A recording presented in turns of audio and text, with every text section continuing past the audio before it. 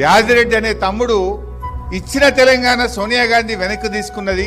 ఇక్కడ ఉస్మానియా యూనివర్సిటీలో మా శ్రీకాంతాచార్యో, మా ఇషాన్ రెడ్డో, మా యాదయ్యనో, సువర్ణనో ఎంతో మంది పిల్లలు బలిదానాలు చేసుకుంటుంటే మా గోస ఢిల్లీకి ముడతలేదు, మా గోస సోనియా గాంధీకి తెలుస్తలేదు అని ఆ తమ్ముడు యాదిరెడ్డి ఢిల్లీకి పోయి ఏఐసిసి కార్యాలయం ముందు సోనియా గాంధీకి ఉత్తరం రాసి జేబులో పెట్టుకొని ఢిల్లీలో ఆత్మహత్య చేసుకున్నాడు యాదిరెడ్డి. ఓ సోనియమ్మ, మా బలిదానంతోనైనా కళ్ళు తెరువు, ఇచ్చిన తెలంగాణ బిల్లు పెట్టు అని చెప్పి యాదిరెడ్డి ఢిల్లీకి పోయి సోనియమ్మ పేరు మీద ఉత్తరం రాసి ఏఐసిసి కార్యాలయం ముందు ఆత్మహత్య చేసుకున్నాడు.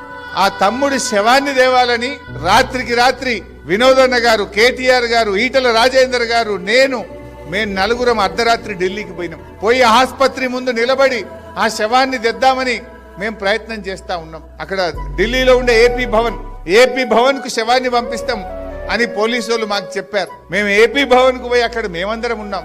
ఆ రోజు నిర్మలా సీతారామన్, ఇవాళటి ఆర్థిక శాఖ మంత్రి, ఆనాడు ఆమె బీజేపీ స్పోక్స్ పర్సన్, ఆమె కూడా ఏపీ భవన్ కు వచ్చి నిలబడ్డది. జస్టిస్ సుదర్శన్ రెడ్డి గారు, అప్పుడు సుప్రీంకోర్టు జస్టిస్ ఆయన, వారు కూడా ఏపీ భవన్ కు వచ్చి నిలబడ్డారు యాదిరెడ్డి మృతదేహానికి శ్రద్ధాంజలి ఘటిద్దామని. మేమందరం అక్కడ ఉన్నాం.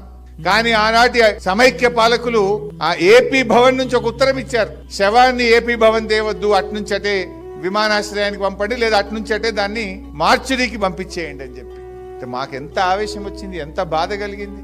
చివరికి తెలంగాణ కోసం త్యాగం చేసిన యాదిరెడ్డి శవాన్ని తల్లిదండ్రులకో స్వగ్రామానికి కూడా పంపనంత కుట్ర ఆనాటి ఉమ్మడి రాష్ట్రం చేసింది.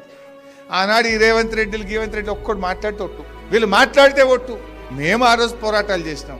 ఆనాడు మా మీద కేసు పెడితే ఢిల్లీ పోలీస్ స్టేషన్ లో రాజేందర్ గారి మీద, కేటీఆర్ గారి మీద, వినోదన్న మీద, నా మీద ఢిల్లీ పోలీస్ స్టేషన్ లో కేసు అయితే సంవత్సరాల తరబడి తిరిగినాం ఢిల్లీకి మేము, కేసులకు, పేషీలకు. ఇది పోరాటం. ఆ యాదిరెడ్డి లాంటి వ్యక్తి పాపం ఆ శవాన్ని తెచ్చి మహేశ్వరం మండలం వారి స్వగ్రామానికి తీసుకుపోయి పాడెలు మోసి మేము ఆ రోజు వారి అంత్యక్రియల్లో పాల్గొన్నటువంటి చరిత్ర.